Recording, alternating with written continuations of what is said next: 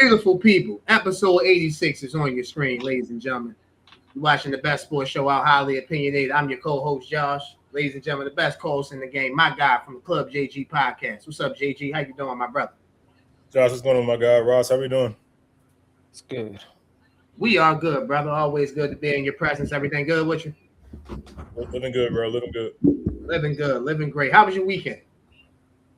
I mean, hey, no, I can't complain. I mean, we're finally starting to see a little bit of summer weather coming our way. So got to get outside, got to get to the pool, little things like that, and just enjoying my time. Absolutely. Sounds like a perfect time to. Sounds like a perfect weekend, man. Relaxation, enjoying the beautiful weather, beautiful scenery. You feel me? So it sounds like a wonderful time. Ladies and gentlemen, the most important guy here on Highly Opinionated, you see him at the bottom of the screen, editor, producer, extraordinaire, our guy. What's up, Ross? How you doing, sir? I'm good. How you feeling, Josh? Good, man. I can't complain. Everything good with you? Yeah, same. Can't complain. Getting these next couple of days, kind of getting us ready for no basketball, but I am excited for these finals. But it is a little weird with a couple of days straight with no basketball at all. Well, you got the WNBA, but as far as NBA. Absolutely, yes. A little weird. You got the WNBA. We got the Stanley Cup Finals coming up. NBA Finals. We'll preview both this episode 86. I want to thank you guys for checking out episode 85. We had the great coach Jason Harris from Catonsville on last week. If you didn't catch that episode, go back and check that out. Great interview. Great guy. We wish Coach Harris and his lovely fiance all the best, along with their wonderful daughter Penelope. So shout out to them with their great story. Go make sure you check out episode 85 of Highly Opinionated. Ross, let them know where they can follow us on our social medias. Yes, sir. Y'all can follow us on Instagram at Highly Opinionated __. Follow us on TikTok at Highly Opinionated _SS. Follow us on Twitter or X at Highly O_SS. And of course, y'all already on YouTube, so make sure you like, subscribe, and leave a comment. My bad. Ooh, absolutely. We appreciate the comments. We appreciate the likes. We're over here about to choke, man.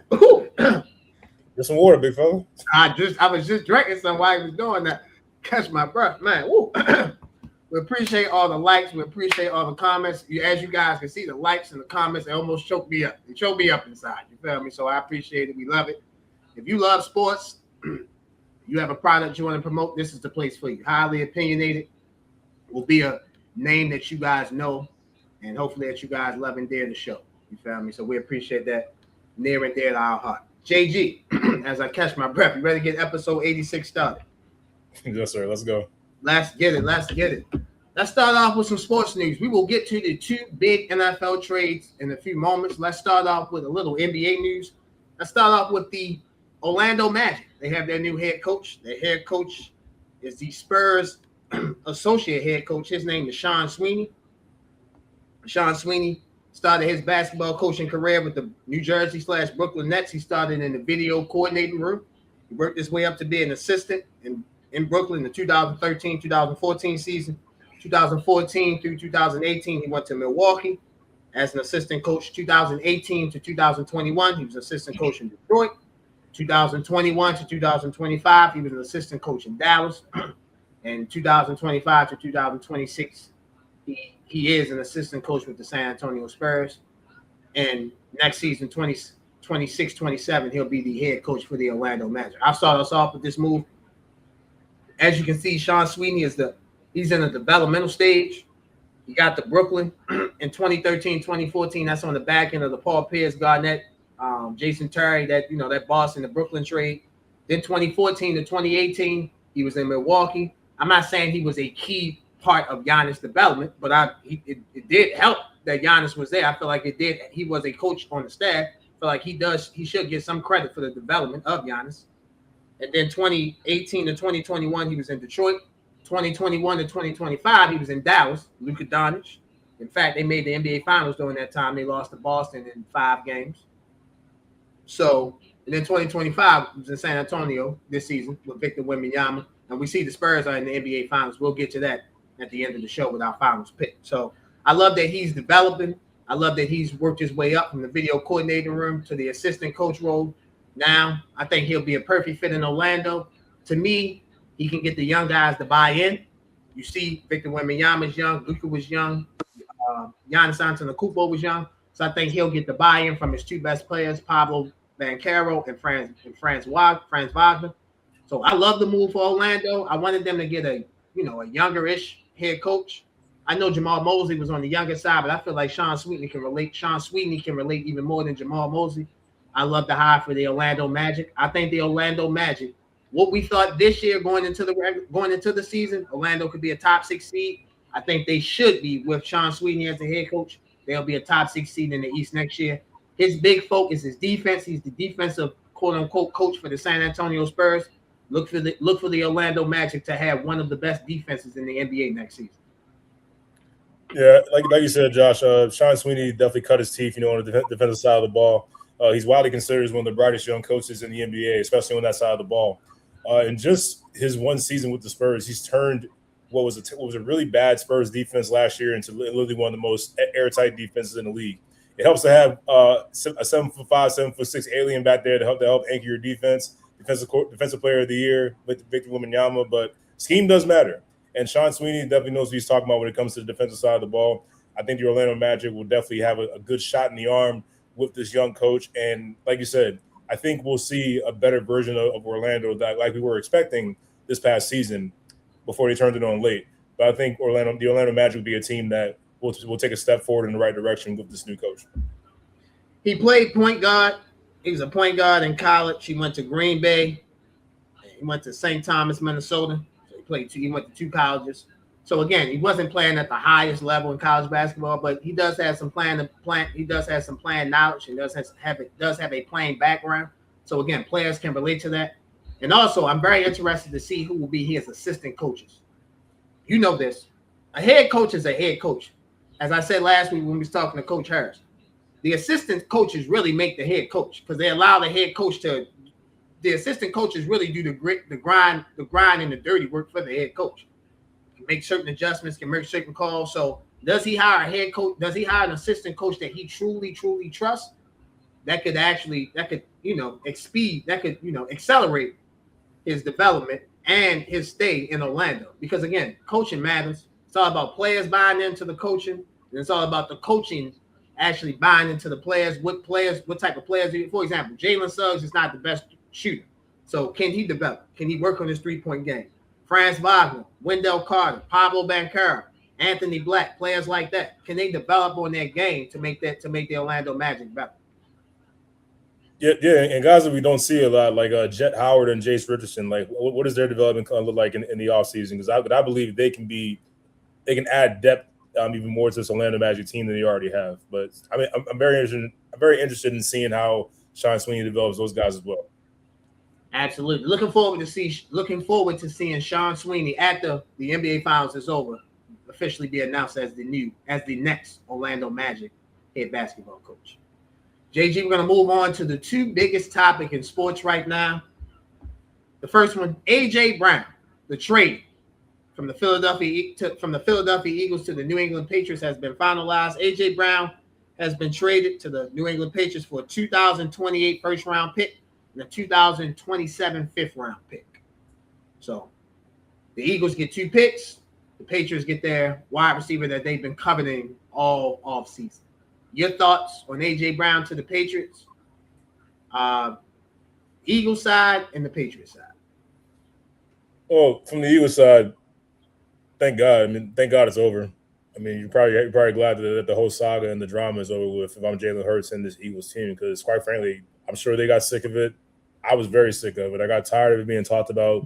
I was just honestly praying for them to get this trade over with so we could move on because it got really annoying, if I'm being totally honest. You didn't like them keep having AJ. Is AJ Brown getting traded? It's not happening. Is he getting traded to the Rams, the Chargers? You didn't like that? It was the worst kept secret that it was going to be the Patriots all along because obviously Mike Vrabel coached AJ Brown in his years in Tennessee before they let him go, and it was inevitable. But after a while, it was just like just get it over with, just get it done because all we're talking about is Jalen Hurts an actual good quarterback? Is this a make or break season for a guy that just won a Super Bowl 2 years ago? Is it a make or break year? But that's a whole nother story for another day. But AJ Brown on the sidelines with his book and everything, all these cryptic tweets, cryptic things he was saying in post game interviews. Finally, all that's over. now Philly can turn the page, with the new receivers that they brought in, with Jalen Hurts, with Saquon Barkley, and his defense that they're bringing back. Finally, the Eagles can move on. You can turn that page. From the Patriots side, they are getting one of the top 15 best wide receivers in terms of catch radius in A.J. Brown. Although he's listed as 6'1", he's not as tall as, say, a Mike Evans or a Drake London, but he plays big. His elite route separation and really just his ability just to get open. Really just his ability to get open. Like, he plays bigger than what his 6'1" frame is. So this is something that Drake May and the Patriots were missing, a guy that can win one-on-one. When teams like the Houston Texans, when they play straight man-to-man and, nobody could really beat one-on-one, so to speak. The Patriots defense just played unbelievable, and C.J. Stroud played a pretty bad game. That really told the story of why the Patriots moved as far as they did. But now you're getting Drake May, a true number one receiver, a guy that can win one-on-one. And for a Patriots team that just came off a Super Bowl run, eyes are going to be on the Patriots this year. There won't be any, surprises. Everyone's going to know what to expect. Drake May, there's going to be a little bit of pressure on him. He finished runner-up to Matthew Stafford in MVP. His offense just got better. So we'll see how this Patriots team is going to look. I'm not saying they're definitely going back to the Super Bowl, but they should be considered one of the elite teams in the AFC and a threat to win the AFC East, even with the Buffalo Bills and Josh Allen returning. Absolutely, the Patriots for sure. They definitely should be a contender, not only in the AFC East but back in the AFC. I'll get to them in a second. So let me start with the Philadelphia Eagles. So obviously during the football season, I do a show with a fan of the Philadelphia Eagles, a great Tim.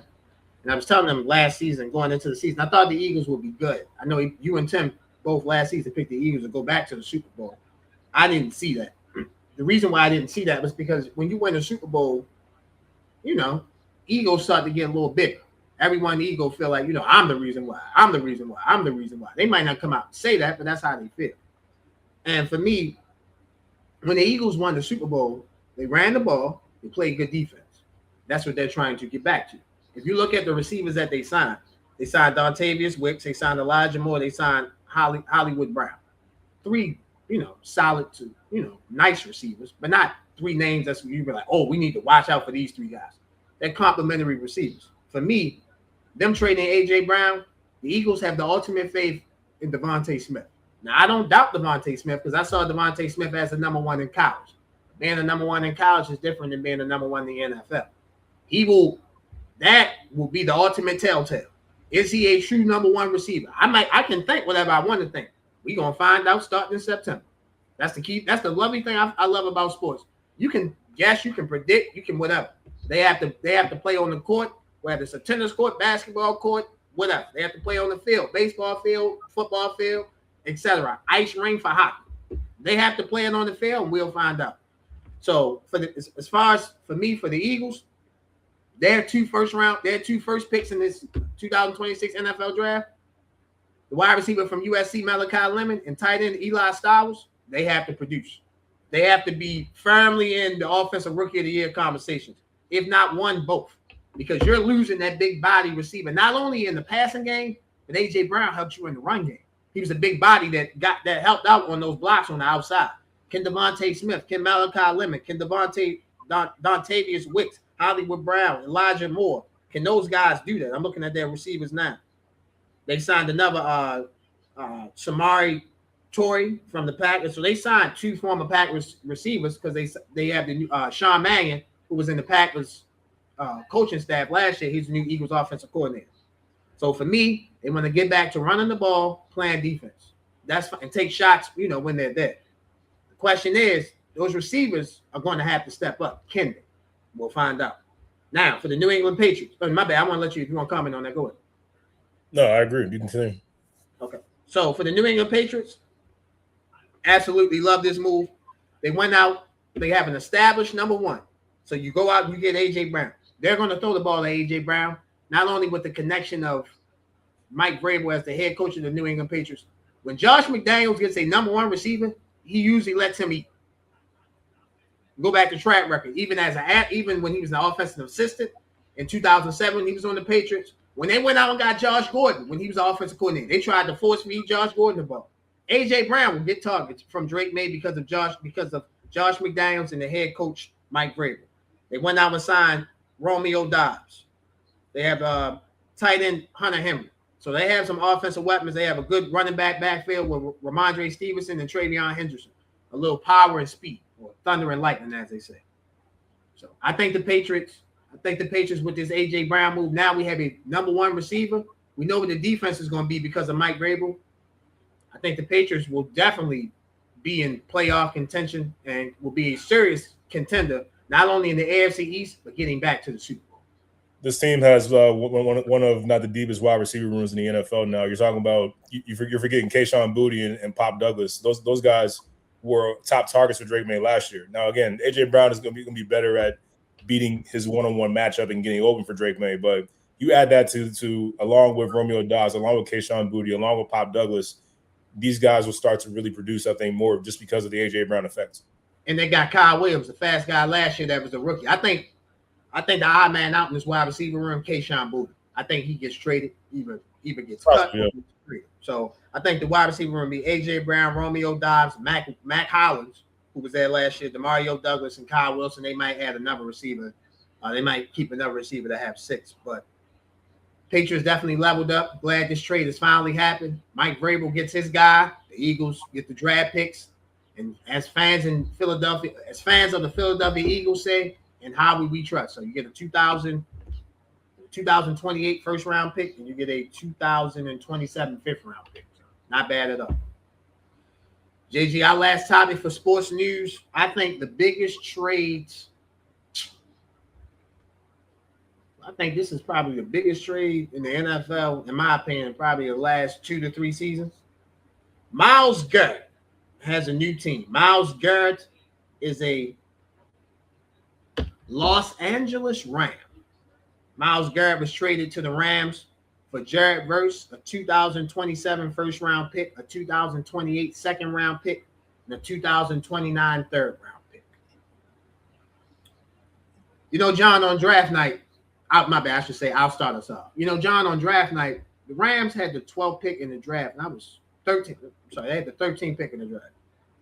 And I was confused. I'm like, why would the Rams at that position take Todd Simpson? I'm like, at the 13th pick, they could have traded down and maybe selected Todd Simpson, got multiple picks from someone, maybe drafted him in the second round, etc. I'm like, why are they getting Todd Simpson in the first round? They could have traded down and got it. The trade on Monday confirms it. The Myles Garret trade was always in the works. That was always something that they had that they wanted to reach for in their back pocket. I think they were in on Max Crosby. I really, truly do. That obviously didn't go their way. Max Crosby originally got traded to Baltimore before that trade got rescinded. You know the old expression, the rich just keep on getting richer. I want you to think about this team for a second. On offense, you have Matthew Stafford, you have Puka Nacua, you have Devontae Adams, you have Kyron Williams, you have Blake Corum. You have a good offensive line. On defense, you have Brandon Fisk, you have Landman, who the linebacker they found last year, who played well for them. And then the secondary, you went out and you go get Trent McDuffie. You trade the first for him. And then to anchor that, whereas though now the secondary and the linebackers are not going to have that much pressure on them because Myles Garret is going to free so much stuff up for that entire defensive line and including himself. I usually never say everyone should have the same pick going into the season. I think most smart people, when they pick their NFC team for going to the Super Bowl this season, it will be the Los Angeles Rams. I know that will be my team that I pick representing the NFC going into the season. What a move for the Los Angeles Rams. Generational player, Hall of Fame player. The Rams are all in, and as the great Les Snead says, F them picks. So, as a resident Ravens fan on the show, thank you, God. Get this man the hell out of the AFC North. Finally. I don't have to deal with his ass twice a year. Thank God. But from a football perspective, I'm very happy for Myles Garret. You're finally leaving the Cleveland Browns and you're going to the LA Rams, a team that actually will have meaningful games past October. I'm very happy for him. Really so this to get that out of the way. I mean, this guy got to get that out the way. Of course. But this guy has been one of the greatest players you've ever seen on the defensive side of the ball since being drafted by the Browns. Just came off an historical season where he had 23 sacks, setting a new single-season NFL record. He is tied for 7 with 3 forced fumbles last year. As far as his career, he's already in the top 20 for sacks all time. He's at 125 and a half. And, 2-time defensive player of the year, 7-time Pro Bowl selection, 4 first-team All-Pro. He is one of the most dominant defensive players we've ever seen in the league. And now you're adding him to a Rams team. You just mentioned the guys. I mean, they have the Chiefs' top 2 cornerbacks from last season. You got Brandon Fisk up there. You got Landman, like you said, who played very well for them on the offensive side of the ball. We know who the Rams are. So the Rams were already favorites to win the Super Bowl this year. It just got even more significant when you pick up a player of this caliber. And you only give up a first-round pick and a 5th round, and then Jared Verse, really good player. I think it would be good for the Browns, good impact player for sure. But that's a no-brainer. You're telling me I get to have Myles Garret, for that? Absolutely. So the Rams just got better. You can make an argument that they didn't really need Myles Garret based on the moves they already made, but this just further bolsters them to just say it's hard for anyone. I know it's going to be hard for me to say that there's not going to be a better team in this conference than the LA Rams with the additions that they made. And they got Myles Garret in the building early before training camp gets here, which I think is key because now you're learning the scheme, you're learning your new teammates early, and you're gaining chemistry early on as you go, as opposed to having this trade happen later past training camp. Rams defensive coordinator Chris Schuler. I envy your job. Boy, I wish I could have your job. Lord have mercy. I wish I had that job. That's a nice job to have. That might be, I know it's 32 teams in the NFL. That might be the 33rd head coaching job because that if he just has I think the Rams defense will be good. He's definitely going to be in the running to be a head coach. He was in the running this year to be a head coach. So I'm definitely amazed by that for Chris Schuler. Hell of a job, hell of a come up for the Rams.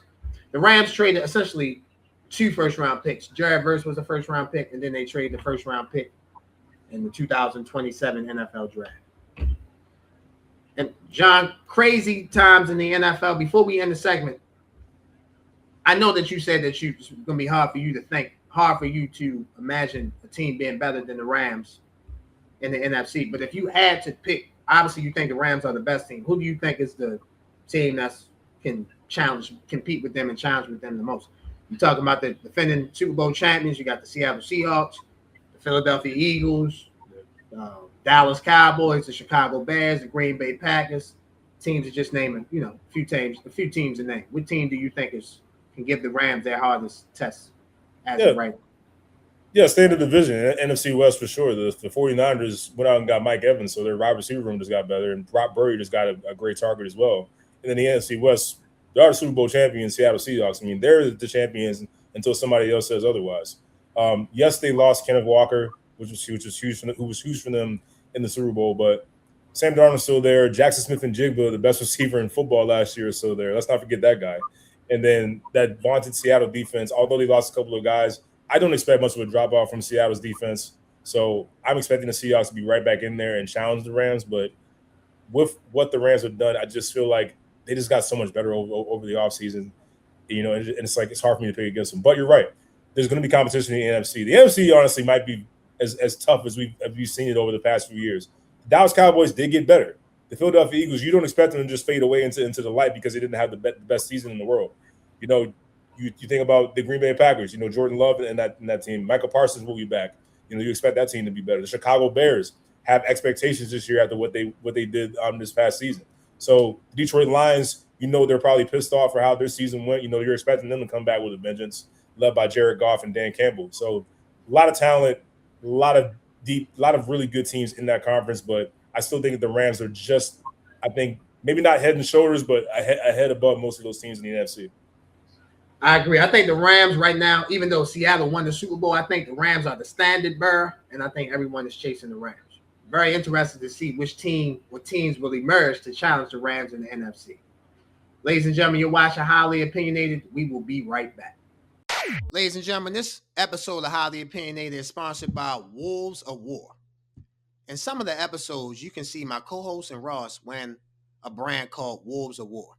Wolves of War is our first sponsor, ladies and gentlemen, and we are so thankful to have those guys sponsoring Highly Opinionated. Thank you very much. The actual meaning of Wolves of War is that it represents having a strong path behind you through the battles of life. With the right people behind you, you can get through anything. You guys see the link for Wolves of War? Make sure you guys click on the link. Shop, great apparels, t-shirts, sweatsuits, whatever you want, they have. Once again, Wolves of War. Make sure you guys go shop. Welcome back, ladies and gentlemen, to Highly Opinionated. JG, ladies and gentlemen, it's that time, the best segment in sports. This week's edition of Let's Talk About It. It is time to preview the Stanley Cup Finals. In the Stanley Cup Finals, the Stanley Cup comes down to the Las Vegas Golden Knights. They will take on the Carolina Hurricanes. The Stanley Cup will be live on ABC. Get my notes. All Stanley Cup Finals games will be live on ABC. All games start at 8 p.m. The Stanley Cup will be called by Sean McDonough, Ray Ferraro, and Emily Kaplan. ESPN pregame show is called The Point. Their hockey pregame show is called The Point. That will consist of Steve Levy, Mark Messier, and P.K. Subban. That will be on the ESPN app. Depending on days of the game, it will either be on ESPN, ESPN2, or the ESPN app. So, JG, with that being said, we have the Las Vegas Golden Knights.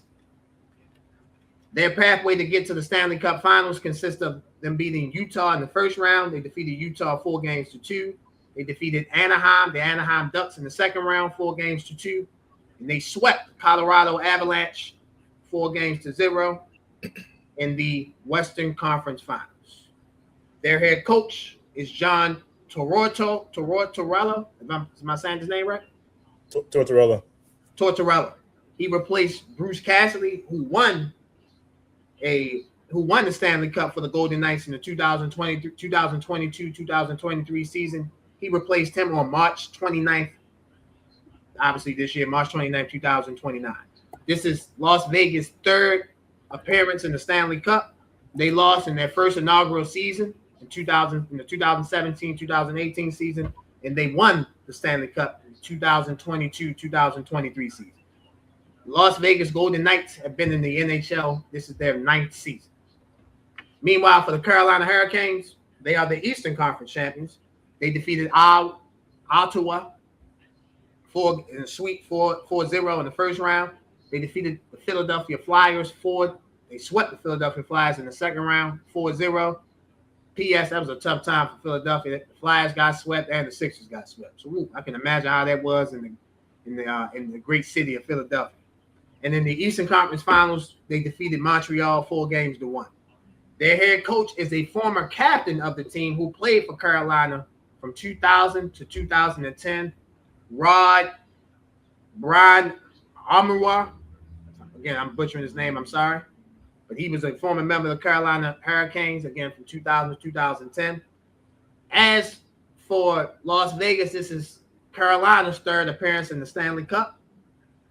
They lost in 2002, and they won the Stanley Cup in 2006. So, John, with all that being said, how we got here to where we are now. The Stanley Cup begins Tuesday night, again on ABC at 8 o'clock. Who wins the Stanley Cup? Las Vegas Golden Knights or the Carolina Hurricanes? This is a matchup of, when you're talking about the Carolina Hurricanes, the most dominant defense in the NHL this year, especially in the playoffs. And it's also against a red-hot offense with the Vegas Golden Knights. So strength on strength. The Hurricanes blew through the Eastern Conference, went 12-1 throughout these playoffs. So they were barely challenged, honestly, I guess, in this playoffs until now. They lead the playoffs in goals per game, goals against 1.62 is the fewest in the NHL. Same thing with shots against per goal, 22.3. Again, the fewest in the NHL. So that just speaks for how tough their defense is. And the Golden Knights, they came in here with the best offense. They have the two top scorers in terms of points in Mitch Marner and also Jack Eichel with 21 and 16 respectively. And then it's followed by Taylor Hall of Carolina with 16 as well. And as far as goals, This guy's got a tough name. I want to say Pavel, and then Brett Howden of Vegas. They co-lead the NHL with 10 goals each, and then Logan Sokovin for Carolina leads with 9 goals. This is with all that being said, everybody says it. Offense wins games, defense wins championships. So if I were a betting man, I would lean towards Carolina because their defense has been that good. They've been one of the best teams really all season long, and again, the playoff record shows for it. But I'm a homer because I'm a Golden Knights fan, so I got to go with my guys. I think that this momentum that they've gotten with Coach John Tortorella after firing Bruce Cassidy with just 10 games left in the season, you don't really hear about many teams making much of a playoff run after firing their coach that close to the end of the regular season. But Golden Knights are defying, all the odds. They're defying the norm, and I think that train keeps rolling to a Stanley Cup championship. And I think the Golden Knights will defeat the Carolina Hurricanes in 7 games. 7 games. So game 7, they will win at Carolina. They will win game 7. Okay, game 7. 7-game series. That'd be amazing for the Stanley Cup. Just to emphasize your point on the Las Vegas Golden Knights, to replace a coach that close to the playoffs is kind of insane. And for them to be here where they are, say it again. So it doesn't happen. It really doesn't. Yeah, it doesn't happen ever in no sport. I don't care what you think of. The closest one, and they didn't do this at the end of the season, was Ty Lue. Ty Lue took over for David Blatt in the NBA, and they went on to win the championship in 2016. But for them to make a coaching change that close to the playoffs and to get to the Stanley Cup, and what they did to Colorado in the Western Conference Finals, I thought Colorado was going to put up a better effort. They swept Colorado. They were heavily favored against the Knights. The Avalanche were expected to win on average maybe in 5 games, according to everyone that was all the analysts that were talking. And Colorado, forget winning in 5 games. They didn't win 8 games. The next time they'll win a game will be next season. So I thought Colorado would at least give them some type of test. They didn't do that at all. So because the Western Conference Finals was on ESPN, the Eastern Conference Finals was on TNT. So I got a little bit to watch Carolina last week. Got a chance to watch Vegas. So shout out to the Las Vegas Golden Knights on getting to the finals. Before I make my pick, again, you took the Golden Knights. These 2 teams matched up twice in the regular season. They matched up in an 8-day span. They played October 20th at Las Vegas. Vegas won that game 4-1, and they played October 28th. So an 8-day span. They played at Carolina. Vegas won that game 6-3. So just to people want to hold regular season matchups. They played twice. Vegas won both games. For me, I am going to take the Carolina Hurricanes. I think the Carolina Hurricanes are the better team. And the reason why I would say better team, you know this. You said this. Offense wins you games. Defense wins you championships. In this playoff run, Carolina has not allowed a team to score more than 2 points. They gave up 2 twice to Ottawa in the first round. They gave up 2 twice to Philadelphia in the second round. They gave up 2 twice. No, I'm sorry. They gave up more than 2 one time. They lost to Montreal the first game 6-2. So they gave up 6 goals one time. Every other time they gave up two goals or less. So I think, again, they're 12-1 in the playoffs. Again, they lost the first game at home to Montreal. After that, they defeated them in game 2 and game 3 in overtime. I think Carolina is going to ride this hot defensive pressure that you can put on the ice. I think they'll ride that to the Stanley Cup, and I think Carolina will win their first Stanley Cup since 2006. Should be a great Stanley Cup Finals. As again I said, ABC will have all games. All Stanley Cup Final games start at 8 p.m. Again, Sean McDonough, Ray Ferraro, and Emily Kaplan will be on the call. And The Point, ESPN's pregame hockey show, consists of Steve Levy, Mark Messier, and PK Subban. You can catch that on the ESPN app. Can't wait for the Stanley Cup Finals. You're watching Highly Opinionated. We will be right back. Ladies and gentlemen, this episode of Highly Opinionated is brought to you by Edibly Airy. Enjoy the heightened experience of THC edibles in a whole new way. At Edibly Airy, our freeze-dry edibles available in 100 milligram, 200 milligram, 300 milligram, 400 milligram will give you the buzz you crave with a flavor you won't forget. Available in 3 different flavors: watermelon sunset, tropical fruit, and berry. To place orders, please visit the website at ediblyairy.com. While you're there at ediblyairy.com, use a promotion code. You guys see the promotion code on the screen. $ Highly Airy $. Again, $ Highly Airy $. For 20% off your first purchase. Follow us on IG at Edibly Airy for new product releases and monthly hookups. Must be 21 and over to purchase. Edibly Airy, the best freeze-dry edibles out. Go shop. Welcome back, ladies and gentlemen, to Highly Opinionated. JG, it is time to preview the NBA Finals. The NBA season starts with 30 teams chasing the goal, and we are down to 2. The New York Knicks were awaiting their Western Conference, were awaiting the Western Conference champions, and the Western Conference champions are the San Antonio Spurs. They defeated the Oklahoma City in 7 games, as you rightfully predicted, my brother. Congratulations to you. You picked the Spurs to win in 7 games. Ladies and gentlemen, before we preview the NBA Finals, congratulations, tap on the back for my brother. Ladies and gentlemen, before we get to the video, just want to say this. We know a little bit here on Highly Opinionated, whether it's the football side with the great co-host Tim, the basketball side with the great co-host JG. You know, I get a few picks right here and there myself, so I think we know a little bit here on this show. So keep watching, keep being informed, keep being entertained. We try and do that for you guys each and every week. But JG, getting back to the Spurs advanced to the NBA Finals. I'm not going to call this the most important play of the series, but I'll say this is the biggest sequence of the series. And get a pick and roll. Harper, Castle Hartenstein, overplay, took it away. They want the double dribble, not called. Hartenstein blocked by Cornette. Oh, Cornette goes up and stops it. Luke Cornette, or as I was screaming in my house Saturday, Luke. That's what my man Luke Skywalker, the real Luke Skywalker. Luke Cornette blocked Isaiah Hartenstein, and I couldn't find a clip to show, but that was actually a 4-point swing because Stephon Castle came down.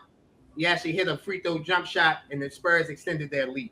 So the San Antonio Spurs went to Oklahoma City and defeated the Oklahoma City in 7 games. Before we get to the NBA Finals, your thoughts on the Western Conference Finals? Balance. San Antonio beat Oklahoma City with balance. Obviously led by their best player in Wembanyama, 22-7. But you look down the line, you know, with the starters and the bench. Champagne, 20 points. De'Aaron Fox, 15. Vassell, 11. Castle, another 16. Off the bench, Keldon Johnson, 11. 12 from Dylan Harper. That's a team collective effort to win it gets to the NBA Finals. And you just mentioned it. Luke Cornette, in my opinion, that was the defensive player of the game. Like it's one of those plays where you look back like that was a momentum changer. Like if Hartenstein gets that dunk, the crowd's back into it. Might be a missed shot by San Antonio. SGA gets the ball, he hits a 3, timeout San Antonio. Now you got to try to calm the momentum down. Cornette made, I think, the defensive play of the game. And then the next play, I believe so. Like Wembanyama, he's sprinting back like as hard as he can, gets to Jared McCain in the corner. He has a wide open 3. If he doesn't get back and contest that shot with that Inspector Gadget arm of his, McCain probably makes that shot. And again, that's a big time defensive play that won't show up in the stat sheet. Cornette's actually did, but that was one that didn't. So you put all that together, you know, that's how San Antonio won this. They made winning plays. They made pivotal winning plays at different times in the game. But I cannot not talk about this Western Conference Finals by pointing the finger at one man. Chet Holmgren. Come here, bro. Oh, man. Chet. No, Chet, no. Chet, come here, bro. 4 points. 1 of 2 from the field. Did not take a shot for the final 3 quarters. I'm going to say that again. 7'1", 7'2", Chet Holmgren took 2 shots. 4 points. 4 rebounds. Didn't take a shot in the last 3 quarters of Game 7 at home. A guy that's making over $40 million a year. Ooh. Are you kidding me? Are you freaking kidding me? It's John. It's people out here. You know, John, not to be funny. They got money for wars, but can't feed the poor. You know what I'm saying? 40 million, and that man took 2 shots. Hey, Chet, give me some money, bro. Cash at me. I'm gonna send you my cash app, bro. Send me some money because they just giving money out.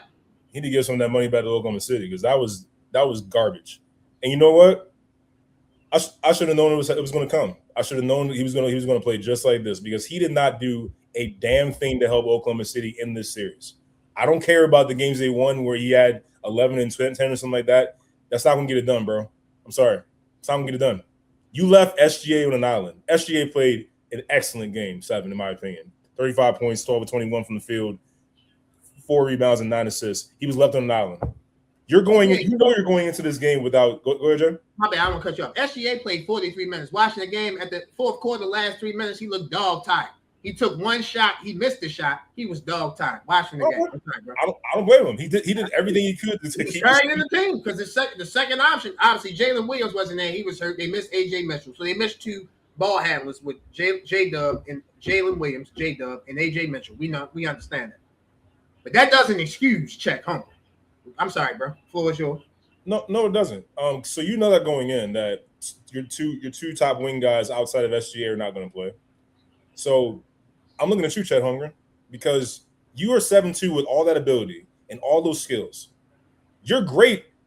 You were pretty damn good for most of the playoffs, but except against one man, Victor Wembanyama, the guy that we all know you beat when you were Team USA, and he was with France, and I believe it was the under-17 team or whatever it was. He remembers that. He took it personal. Whenever we see Wembanyama going against Chet Holmgren, do you not feel like there's a different type of energy from Wemby? Do you not feel that different type of energy? That's a dude that hates you, that wants to kick your ass specifically. You, Chet Holmgren. He wanted to kick your ass specifically, and he did it from the beginning of the game. His first field goal, dunking on you. There's plenty of posters. And you know what I was telling you? I said, yo, Chet Holmgren, I said this on Nothing But Net. I said this on the show. Chet Holmgren was scaring me because anytime you see Devin Vassell, who's maybe 6'6", 6'5", or whatever, blocks his shot and lets him know about it. Like you ain't nothing. He lets you know about it. And then Keldon Johnson, 6'5", puts a shoulder into you one time and puts you in the rim, dunks on your face, and lets you know about it.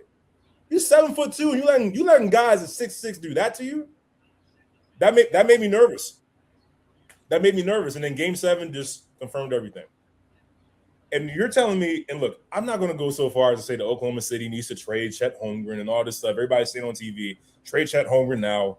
I don't think Oklahoma City's going to do that anyway, but I'm not ready to go that far yet. But I'm a little concerned if I'm Sam Presti, the GM. I'm gonna be thinking about this series and this Game 7 going into the summertime because it's a good chance you might see those guys again next year in the playoffs. Pretty good chance. So if this is how you're going to be against that guy who's probably has a good chance of winning the championship, can I really trust you to play better and stronger against Wembanyama the next season? Now, before I hand it over to you, Jay, I will say this. This reminds me of one Pau Gasol way back in 2008 when the Lakers acquired him. Kevin Garnett had his way with Pau Gasol. He dogged him, punked him, and let him know about it. Yes, he did. And you know, enough for Kobe, and Kobe saw that, got in his ass. So you better get in the gym. You better get stronger. You need to get tougher. You need to get meaner. And let me just say, I know you talking about Pau Gasol. That was a team thing. The Celtics punked the Lakers. It wasn't just KG punking Pau Gasol. Vladimir Ramanovich was their starting 3. They went out and got Trevor Ariza. They had to get a more grimier team, a more grittier team. The following year, they went out and got Ron Artest, a.k.a. Meta World Peace. So I would just make it seem like it was a Pau Gasol thing. I get your point, though. I get what you're trying to do. I know what you're trying to do. I got you, but the most noticeable thing for me from that finals was KG Punk and Pau Gasol. Absolutely. That was the thing that stuck with me the most more than anything. I understand what you're saying, and you're absolutely right about how the makeup of the team was, but Pau Gasol was the main thing that stuck with me.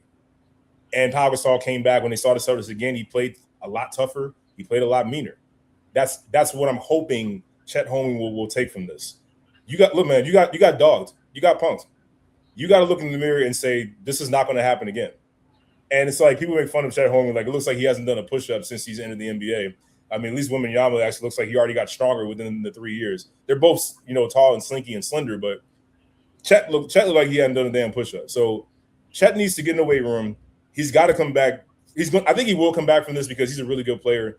This is not me, trashing on Chet Holmgren. Like, this guy can play. He's a really good player. I think he is going to help Oklahoma City for years to come. I don't think they're going to trade him. I think it would be foolish to kind of break up this young core just off of losing to who was the better team in the Western Conference Finals after just winning the championship.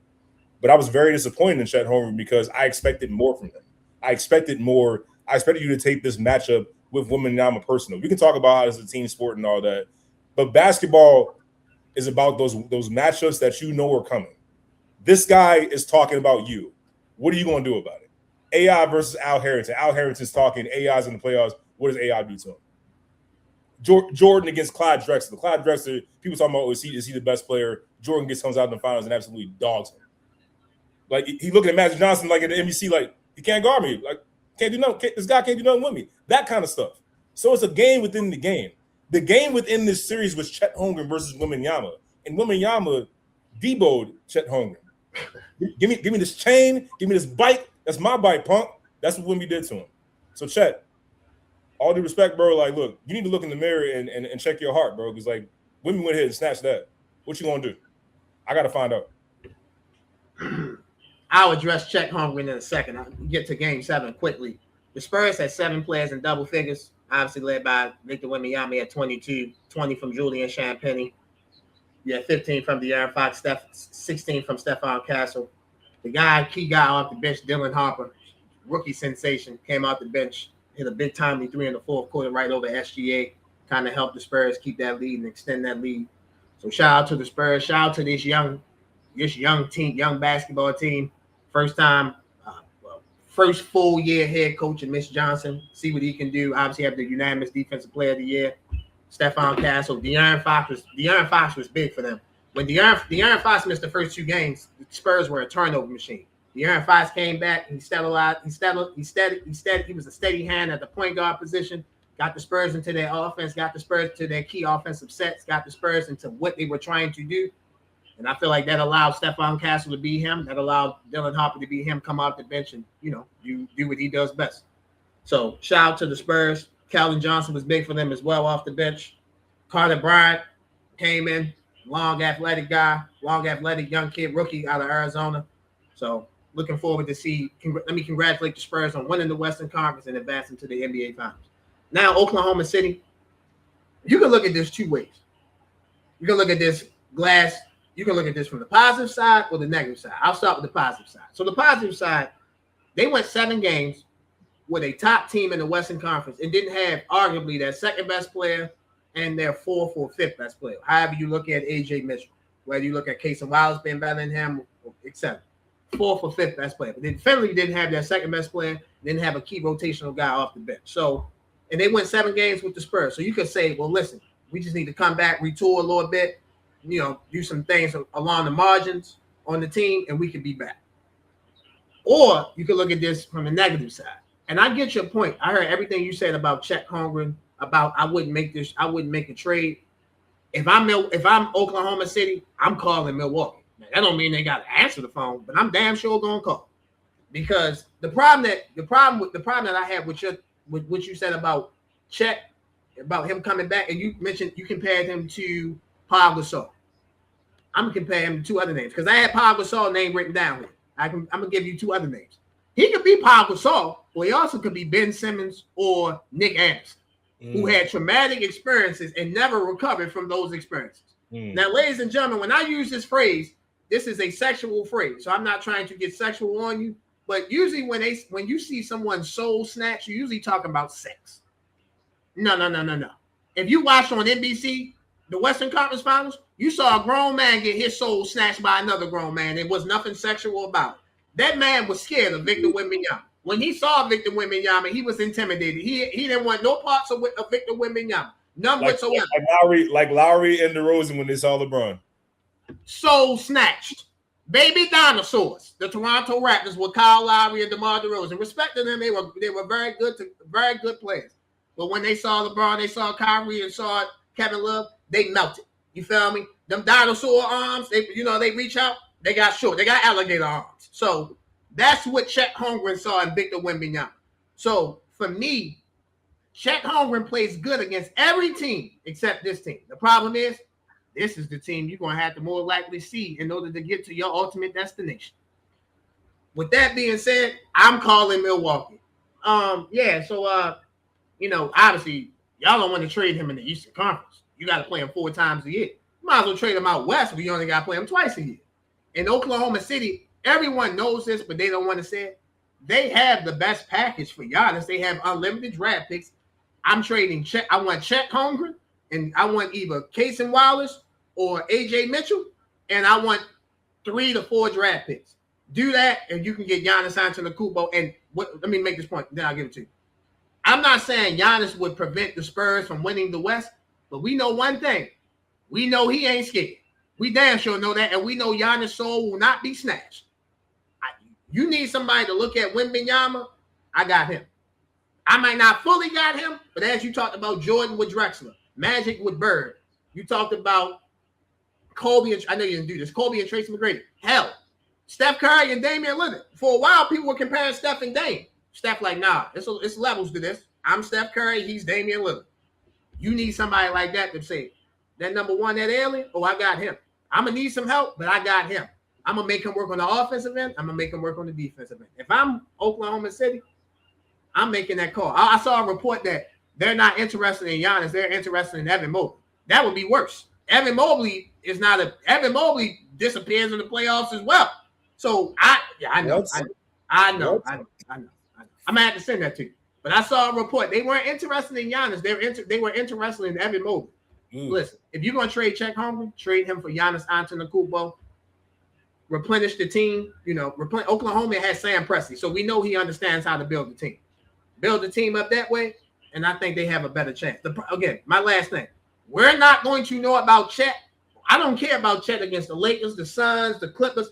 We're going to watch him against the Spurs. And if he still looks like he's timid, scared, soul snatched, Oklahoma City ain't going to go nowhere. They need him to perform somehow, some way.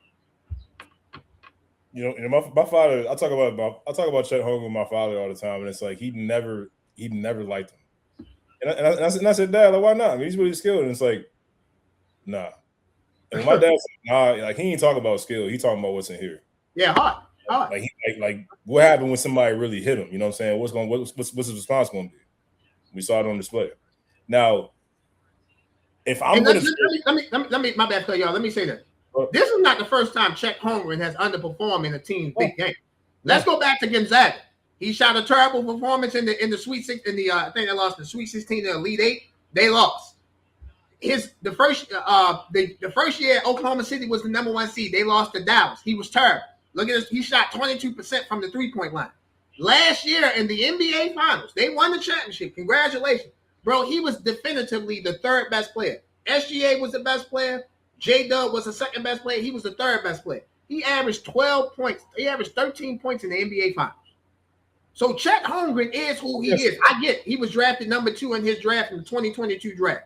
He is arguably the 2nd best player in that draft. If you think Jalen Duren's better than him, I don't, but that's fine. Pablo is the best player. Chet Holmgren was never that. He's a good player. He's a good player who can be a very good player amongst other very good players or elite players. So in his defense with that NBA Finals, like you got J-Dub and SGA there, there's only going to be with so many shots. So I understand why he would average around 13 or something like that. Because you're only going to give us so many shots when you're playing with SGA and J-Dub. To address your trade, I got to tell you, like I'm not so sure that I would want to trade AJ Mitchell in Casey Wallace. I think honestly you might want to look at Jalen Williams because think about it. Ooh. Jalen, wait, you mean J-Dub? J-Dub, yeah. Wow. Yeah, J-Dub. I would look into that because look, now there's a little the hamstring stuff that he's had going on is a little bit concerning. This is 2 years in a row now. And when players consistently have this type of injury, there's a little bit of concern there because it's a higher chance that you can re-aggravate it again, and then we got a new problem. You know, you're working so hard on one hamstring, and then all of a sudden the other one is a little compromised because you've been favoring it indirectly.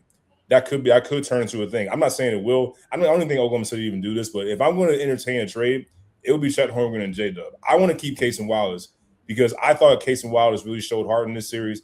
Tremendous shooter, underrated defender. AJ Mitchell, I think these playoffs were, especially against the Lakers, was a real coming out party. I didn't know who the hell this guy was, but I definitely know who he is now.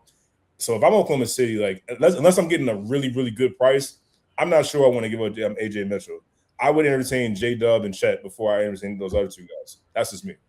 Well, we are going to see Oklahoma City. They will try to reload and retool to come back next season to try to take down the Western Conference champions, the San Antonio Spurs. Meanwhile, moving on to the NBA Finals. The NBA Finals, just like the Stanley Cup Finals, will be on ABC. As you guys see, the NBA Finals schedule is on the screen. Game 1 is Wednesday, June the 3rd. Game 2 is Friday, June the 5th. Game 3, Monday, June the 8th. Game 4, Wednesday, June the 10th. And you guys see Game 5, Game 6, Game 7 on your screen, if necessary. They are doing 2-2-1-1-1. So games 1 and 2 will be in San Antonio. Games 3 and 4 will be in New York. Game 5 will be in San Antonio. Game 6 will be in New York.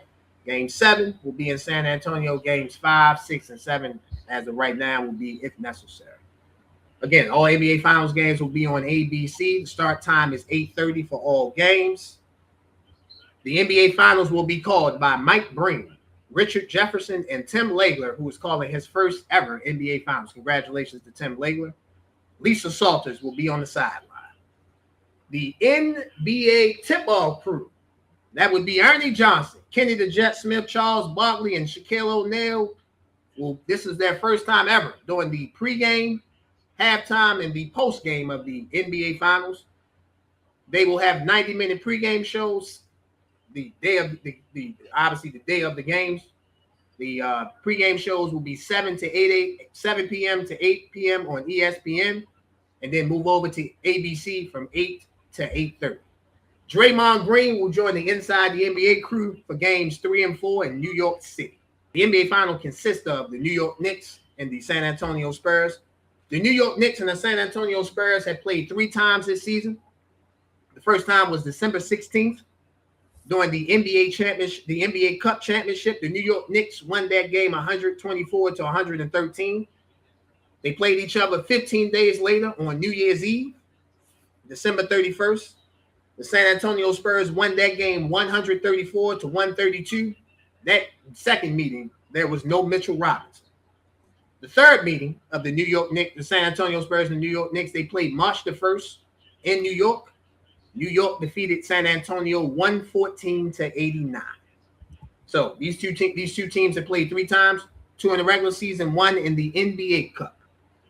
John, simple question. Hopefully you have a simple answer. The 2026 NBA champion will be, and in how many games? The San Antonio Spurs will defeat the New York Knicks in 6 games, in my opinion. Why do you have the Spurs winning the NBA championship? This is no disrespect to the New York Knicks. Before anybody jumps on us and everything about it, this is not disrespect to the New York Knicks. They played tremendous basketball. They played arguably the best basketball of any team in these playoffs. But I just feel like the San Antonio Spurs are just a little bit better of a team. I feel like New York has a pathway to winning these finals. I want to be clear about that. They do have a pathway to win this.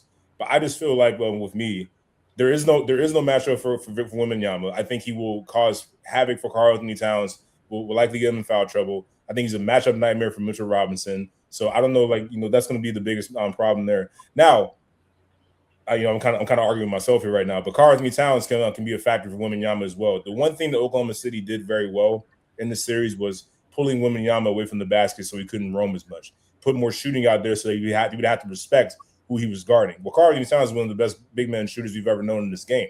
He has the ability to really stretch the floor and, again, run the offense the way the Knicks have been running it through Karl-Anthony Towns has been very effective for them. So the biggest challenge for Wembanyama will be defensively, especially on Karl-Anthony Towns. But I just think with the shooting that the Spurs have, the defensive prowess, especially when you talk about Stephon Castle and then Carter Bryant to put on Jalen Brunson, obviously who's we talk about Karl-Anthony Towns, but the offense goes as far as Jalen Brunson takes it. So if you put a Stephon Castle, you put a Carter Bryant on Jalen Brunson, much like what they did with SGA, you force other guys to, I think, play a little bit outside of themselves. Not that they're not capable. Like OG Anunoby's been one of the best players in the playoffs. He's played very well. Mikal Bridges, we talked about him. The 5 first-round picks the Knicks gave up for him. He's been playing better in these playoffs. And then Karl-Anthony Towns, of course. So, but I just feel like the Western Conference was stronger this season than the Eastern Conference. And I think the 2 best teams just played in the Western Conference. So with that being said, I feel like the Spurs, it won't be easy. I'm not here to say that this is going to be a cakewalk in any way, shape, or form. This will be a battle. I just think the Spurs will be a little bit better at the right times in the game, and they will win this in 6 games. 6 games. You like the San Antonio Spurs to win in 6 games. I'm picking the Spurs to win the championship as well. However, before I break down why I'm picking the Spurs to win the championship, I will give you a pathway on why I think the Knicks can win the game. So let's go back to the regular season. The Knicks won 2 of the 3 games in the regular season. They out-rebounded San Antonio in the NBA Championship Cup game 59-42. The one game that the Spurs won, beat the Knicks, Mitchell Robinson didn't play. The Spurs out-rebounded them 48-40. And then the game in New York, the Knicks out-rebounded the Spurs 54-41. To me, this comes down to, if the Knicks win, it will come down to rebounding. You know the famous Pat Riley line. If you don't, no rebounds, no championship. If the Knicks can rebound, and you had the perfect point, my brother. Josh Hart, Miles McBride, Jose Alvarado, those guys, Shamet, can they draw Wemby away from the basket and make threes? If they do that, the Knicks definitely have a chance of winning this series because they match up well. And I think you'll see OG Anunoby and Josh Hart take turns sticking Wemby along with Cat, along with Mitchell Robinson. So they'll have some guys that they'll try to put on Victor Wembanyama to slow him down. But for me, this Spurs team, man, they won my heart. You know that. I did not think the Spurs. I picked the Denver Nuggets. You weren't on the show. I picked the Nuggets right when the NBA season started during the football season. I had the Nuggets going to the championship. In my mind, I thought the Spurs would go to the finals next season. So they are already a year ahead of schedule. I think the Spurs want to get their get back from that NBA Cup game. If you listen to the post-game press conference, Dylan Harper was talking about that when Maria Taylor from NBC Sports was up there interviewing Peter Holtz and interviewing Victor Wembanyama. I think the Spurs get their get back. Now, the question is how many games? I think the Spurs win.